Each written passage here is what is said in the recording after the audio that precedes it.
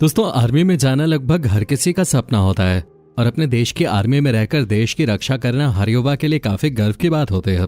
और जब बात भारत की आर्मी की आती है तो कई बड़े बड़े देश भी भारतीय आर्मी को काफी सम्मान भरी नजरों से देखते हैं। और ऐसा हो भी क्यों ना, क्योंकि इंडियन आर्मी दुनिया की 5वीं सर्वश्रेष्ठ आर्मी जो है। लेकिन दोस्तों, क्या आप जानते हैं कि इंडियन आर्मी में भी बाकी जॉब्स की तरह अलग अलग पद निर्धारित किए गए हैं जिनके अलग अलग रोल्स और रिस्पॉन्सिबिलिटीज होती हैं। आज के वीडियो में हम आपको इंडियन आर्मी में मौजूद हर रैंक के ऑफिसर्स के बारे में बताने वाले हैं, इसलिए वीडियो में लास्ट तक बने रहिएगा। तो चलिए शुरू करते हैं। दोस्तों, जब भी हम लोग आर्मी के किसी भी जवान को देखते हैं तो उस जवान की रैंक के बारे में जानने का सवाल हमारे दिमाग में जरूर आता है। दोस्तों, भारतीय सेना दुनिया की सबसे बड़ी और सबसे ताकतवर सेनाओं में गिनी जाती है, क्योंकि इस समय भारतीय सेना में 14 लाख से भी ज्यादा सैनिक हैं जो हमारे देश की रक्षा कर रहे हैं। इंडियन आर्मी में अलग अलग रैंक के अधिकारी होते हैं जिनके बीच का फर्क इनके बैज को देखकर लगाया जा सकता है। दोस्तों, इंडियन आर्मी में टोटल 17 रैंक होते हैं। इनमें से 9 रैंक ऑफिसर्स के होते हैं। आर्मी में ऑफिसर्स को उनके बैजेस से पहचानते हैं और बैजेस से जानकर ही हमें उनके पद के बारे में और उनकी काबिलियत के बारे में पता चलता है। तो चलिए दोस्तों, सबसे पहले बात करते हैं आर्मी की हाईएस्ट रैंक के, जिसका नाम है फील्ड मार्शल। दोस्तों, फील्ड मार्शल इंडियन आर्मी की सबसे ऊंची पोस्ट है और ये पोस्ट सिर्फ गिने चुने लोगों को ही मिलती है। थल सेना में सबसे ऊंची पोस्ट फील्ड मार्शल की ही होती है। ये पद किसी भी अधिकारी को सम्मान के रूप में दिया जाता है और ये किसी नियमित अधिकारी को नहीं दिया जाता। जैसे अगर कोई अधिकारी युद्ध या किसी बड़े ऑपरेशन में काबिल तारीफ प्रदर्शन करता है तो उसे ही ये पद दिया जाता है। भारतीय इतिहास में अभी तक ये रैंक सिर्फ 2 अधिकारियों को ही दी गई है, जिसमें फील्ड मार्शल KM करियप्पा और फील्ड मार्शल सैम मानेकशॉ जैसे ब्रेव सोल्जर्स का नाम शामिल है। दोस्तों, इस पद को पाने वाले अधिकारियों की वर्दी पर अशोक स्तंभ और कमल के फूलों के पुष्पांजलि में क्रॉस बैटन शामिल होता है। हालांकि अब ये उपाधि किसी को भी नहीं दी जाती है। नंबर 2, जनरल और आर्मी चीफ। दोस्तों, ये रैंक फील्ड मार्शल के बाद की सबसे बड़ी रैंक होते हैं, लेकिन फील्ड मार्शल रैंक को खत्म करने के बाद अब आर्मी चीफ ही इंडियन आर्मी की सबसे बड़ी रैंक हो गई है। दोस्तों, ये रैंक इंडियन आर्मी के सेनाध्यक्ष के पास होते हैं। इस रैंक को कमांडर इन चीफ भी कहा जाता है। इस पोस्ट पर काम करने वाले जवान के दोनों कंधों पर लगे बैज में 5 बिंदु वाला एक गोल्डन स्टार, अशोक चिन्ह और क्रॉस बैटन लगा होता है। वर्तमान समय में जनरल और आर्मी चीफ का पद सेना में सबसे महत्वपूर्ण होता है और इनकी पहचान इनकी वर्दी पर लगे बैज के रूप में की जाती है। जनरल एक 4 स्टार रैंक का ऑफिसर होता है और ये 4 स्टार इनकी यूनिफॉर्म के कॉलर पे लगे होते हैं। आर्मी चीफ 62 वर्ष की आयु तक अपनी ड्यूटी को कर सकते हैं। Number 3, lieutenant general. दोस्तों, ये भी एक सिलेक्शन ग्रेड रैंक है। ये रैंक जनरल रैंक के बाद की रैंक होती है, जो मेजर जनरल से बड़ी रैंक होते हैं। इसके अलावा इनको vice chief of army staff भी कहा जाता है। ये ऑफिसर एक बड़ी फोर्स का नेतृत्व करते हैं जिसमें 60,000 से 70,000 तक सैनिक होते हैं। लेफ्टिनेंट रैंक के अधिकारी के दोनों शोल्डर पे लगे बैज में क्रॉस्ड बैटन और स्वॉर्ड लगा होता है और इसके ऊपर अशोक स्तंभ भी होता है। दोस्तों, लेफ्टिनेंट जनरल 3 स्टार रैंक का ऑफिसर होता है और इनके स्टार को इनकी यूनिफॉर्म की कॉलर पे लगे बैज पे लगाया जाता है। लेफ्टिनेंट जनरल बनने के लिए सैनिक की 36 साल की कमीशन सेवा जरूरी होती है और दोस्तों, एक लेफ्टिनेंट जनरल 60 वर्ष की आयु में रिटायर होता है। Number 4, major general. दोस्तों, मेजर जनरल भी एक सिलेक्शन ग्रेड रैंक है जो आर्मी में अपने आप में ही काफी सम्मानजनक पद माना जाता है। इस पद पर काम करने वाले ऑफिसर के दोनों कंधों पर क्रॉस्ड बैटन और स्वॉर्ड के साथ 5 पॉइंटेड स्टार्स लगे होते हैं। इसके अलावा ये अपने यूनिफॉर्म की दोनों कॉलर पे कॉलर बैज पहनते हैं जिसमें 2 स्टार लगे होते हैं। ये डिवीजन कमांडर के रूप में काम करते हैं जिनकी संख्या 10,000 से 16,000 सैनिकों के बीच होते हैं।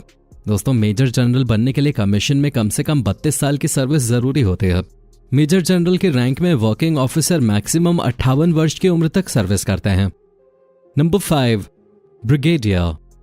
दोस्तों, ब्रिगेडियर भी एक सिलेक्शन ग्रेड रैंक है, लेकिन इस रैंक को लेकर सभी देशों में अलग अलग रूल्स हैं। हर देश के हिसाब से ब्रिगेडियर की रैंक चेंज होती रहती है। कुछ देशों में एक कर्नल की सीनियर रैंक होती है जो कि एक ब्रिगेडियर जनरल के बराबर होते हैं, जो कम से कम 1000 सैनिकों की ब्रिगेड को नियंत्रित करता है। अन्य देशों में ये एक गैर कमीशन रैंक है, लेकिन भारत में मेजर जनरल के बाद ब्रिगेडियर की रैंक आती है। ये एक ब्रिगेड का प्रमुख होता है। इस पद पे भी नियुक्ति कमीशन सर्विस के आधार पे होते हैं। ब्रिगेडियर रैंक के ऑफिसर्स के दोनों कंधों पर एक अशोक स्तंभ के साथ 3 5 पॉइंटेड स्टार शामिल होते हैं, लेकिन ये स्टार्स ट्रायंगुलर शेप में लगे होते हैं। ब्रिगेडियर बनने के लिए कमीशन में 25 साल की सर्विस जरूरी होती है और ये 56 साल की उम्र में रिटायर होते हैं। Number 6, colonel. दोस्तों कर्नल रैंक भारतीय सेना में 5th या 6th नंबर रैंक होते हैं। ये ब्रिगेडियर के बाद लेफ्टिनेंट कर्नल की सीनियर रैंक होते हैं। दोस्तों आपको बता दें ये रैंक इंडियन नेवी और इंडियन एयरफोर्स के कैप्टन के बराबर होते हैं। कर्नल रैंक के अधिकारी की यूनिफॉर्म के दोनों शोल्डर्स पे अशोक स्तंभ के साथ 5 पॉइंटेड स्टार भी लगे होते हैं। इसके अलावा इनकी कॉलर में मरून कलर का बैज भी लगा होता है जो कि कमांडिंग ऑफिसर का सिंबल होता है। दोस्तों कर्नल बनने के लिए कमीशन में 15 साल की सर्विस जरूरी होती है। कर्नल रैंक के अधिकारी 54 साल की उम्र में रिटायर होते हैं। Number 7 lieutenant colonel. दोस्तों इस रैंक को पाने के लिए 13 साल की कमीशन सर्विस करना अनिवार्य होता है। Lieutenant colonel colonel officer rank के नीचे और मेजर से बड़ी एक सैन्य अधिकारी रैंक होते हैं। इस रैंक के ऑफिसर्स की वर्दी पर एक 5 पॉइंटेड स्टार के साथ साथ एक अशोक स्तंभ लगा होता है। इनकी रिस्पॉन्सिबिलिटी बटालियन को अच्छी ट्रेनिंग देने की भी होती है। Number 8 major. दोस्तों ये कैप्टन से सीनियर और लेफ्टिनेंट से जूनियर रैंक होते हैं। लेफ्टिनेंट कर्नल के बाद मेजर रैंक के अधिकारी आते हैं। इनकी वर्दी पर लगे बैज में एक अशोक स्तंभ लगा होता है। इसके अलावा मेजर के पद पे 2 साल की सेवा के बाद प्रमोशन भी किया जा सकता है। Number 9 captain. दोस्तों ये मेजर से जूनियर और लेफ्टिनेंट से सीनियर रैंक होते हैं। सेना में एक कमीशन्ड ऑफिसर 2 साल की सर्विस के बाद ही लेफ्टिनेंट से कैप्टन की रैंक पर प्रमोट होता है। कैप्टन की वर्दी पर 3 स्टार लगे होते हैं। Number 10 lieutenant. दोस्तों ये कैप्टन से जूनियर रैंक होते हैं। लेफ्टिनेंट अपने जूनियर वाले सभी अधिकारियों को आदेश दे सकता है। भारतीय सेना में लेफ्टिनेंट शुरुआती कमीशन रैंक होती है। IMA यानी इंडियन मिलिट्री अकेडमी और OTA यानी ऑफिसर्स ट्रेनिंग अकेडमी जैसी अकेडमीज में ट्रेनिंग के बाद पास आउट हुए युवा लेफ्टिनेंट की रैंक पे ही जाते हैं। इनकी वर्दी पर 2 स्टार लगे होते हैं। नंबर 11 सूबेदार मेजर। दोस्तों ये जूनियर ऑफिसर्स रैंक में सबसे बड़ी रैंक होती है। सूबेदार मेजर रैंक के अधिकारी के दोनों शोल्डर्स पे लगे बैज में अशोक स्तंभ लगा होता है और इस बैज में पीले और लाल रंग की पट्टी के साथ एक स्ट्रिप भी लगी होती है। ये लेफ्टिनेंट से जूनियर कमीशन्ड अधिकारी माने जाते हैं। जूनियर कमीशन्ड ऑफिसर में सूबेदार मेजर की सबसे बड़ी रैंक होती है। ये सेना में 30 साल तक की सर्विस कर सकते हैं। Number 12 quarter master. दोस्तों इनकी वर्दी पर लगे बैज में अशोक स्तंभ और 3 रैंक शेवरॉन्स यानी कि 3 धारियों वाली पट्टी का निशान होता है। ये 49 साल की उम्र तक देश की सेवा कर सकते हैं। नंबर 13 सूबेदार।